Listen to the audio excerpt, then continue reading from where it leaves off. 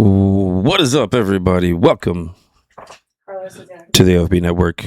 This is JT, your boy, here in the sack where the temperature is always regulated. Today, my friends, what are you laughing at over there?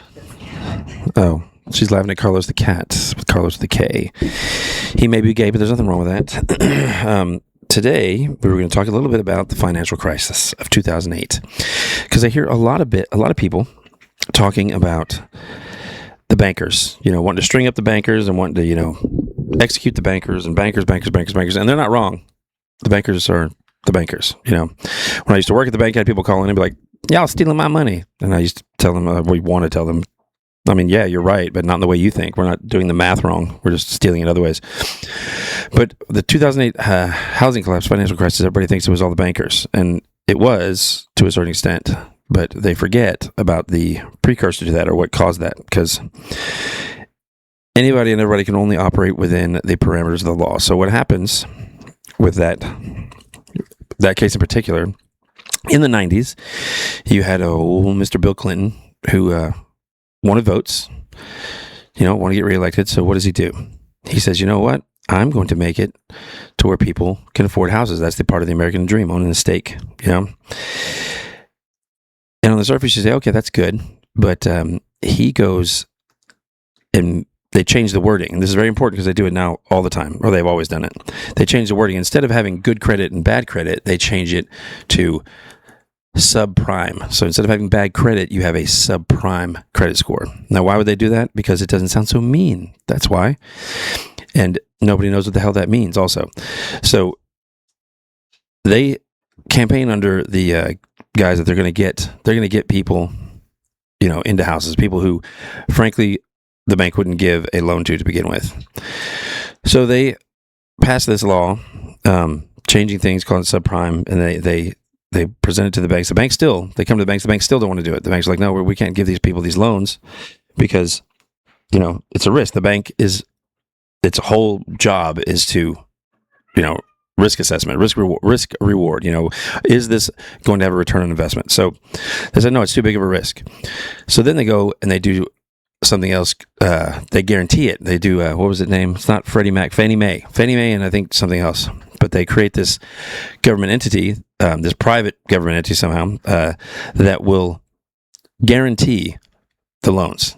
So if they give out loans to these subprime lender or borrowers, they will guarantee the payback of the loan. Well, that's just free money. Some of you who are in the know may recognize this from when, from I think it's the 60s, maybe it was the 70s, but this is how college tuitions got so expensive. Because if you look at the price of college tuition, it kind of stayed the same. But then once the federal government guaranteed student loans to be paid back with taxpayer dollars, they started passing out loans to everybody. So what did universities do? Universities started raising the prices because if they're guaranteed to get the loan, then they're going to make the money off of it too. Everybody's going to make their money off of their side. So anyhow, even at that point, banks still had a little bit of trepidation giving out loans to people who couldn't pay it back. So they come to visit them and they say, hey, if you do not give these loans out, then the Justice Department will start investigating you for discrimination, because most of the people who are subprime are going to be your Black and Hispanic, your minorities. So it's just discrimination. And once they do that, they start passing out these loans. They start giving out all this free money.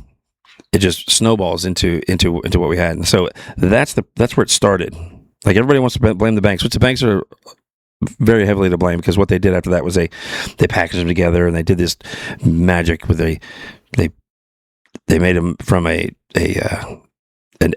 turned them into A ratings somehow, like, so then other people would purchase the debt, and then there's other people purchased it from them, and after all this stuff, we had the financial crisis, and they all saw it coming. I think our boy, who's your favorite person? Oh, who's that guy? Oh, that's right, Jeffrey Epstein. I think he talked about it on an interview, but he was absolutely correct. So he was good at math apparently, but. Don't blame just your banker. Blame your officials. Blame your politicians. You should not be red, or blue. You should be you. Do not join a team. You're not on either of their sides because they're not on your side. If you're loyal to any party, any group, you are a fucking idiot. That is today's short. Thank you very much. It's a little bit of old news. 2008 housing crisis. What do you have to add, babe? Not a damn thing. It's the kind of woman I like. Not saying a word. Is that how it goes, babe? Because the men are talking. Only when I'm talking. Thank you. That's how I like it. I agree. So, Luke. That's you, by the way. Like, subscribe, comment. Learn more lessons. Kids. My kids. Go to bed. I wanted to add something in here a little bit for all the naysayers out there. You know, there are plenty of studies done, you know, showing that the private sector drove this, not the government. But my point is the laws, the regulations, the all that stuff plays a part in it. Yeah, it's we all want to run the bankers over the coals, and believe me, so do I. Like, fuck them. But we always tend to forget the people who are responsible. We let people say, we let people run our cities. Whether they be Democrat or Republican. You let some Democrat run area for 30 years, and they complain about how the Republicans are ruining everything. Well, so you've been in charge for 30 years in that city. Why does it still suck? Like we tend to gloss over. It's like they're sports stars or something. Like they're athletes. We just don't blame them for the things that they need to be blamed for. So I want to make sure we remember the role of the government in this. And also, it was the government that chose to bail out the banks. It was the government that chose to, after they did that shady stuff, after the banks did, repackage these things with, I can't remember what they were, derivatives and blah, blah, blah, blah, blah, to cause all that. They're the ones that took your money and gave it to the banks. And they didn't have to do that. They could have not done that. Oh, they're too big to fail. No, they're not. Just let them fail.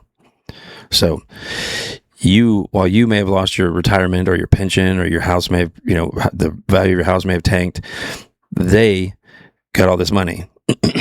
And yeah, the bankers are part of the problem. But if the government gave you a bunch of extra money for your company, are you going to turn it down? No. Give it back to the people. The answer is no, you're not going to. You're going to keep that money. So never forget that the government is the enemy. It is an evil, a necessary evil, but an evil at its very core. So, edit over. Oh, wait. Hold on. I forgot one other thing, guys. I almost forgot. How could I forget? Luma Wipe. Oh, I can't do that because it has my messages on there. Let's try this. Close that out. I can cut that out, right? Ready? Luma Wipe.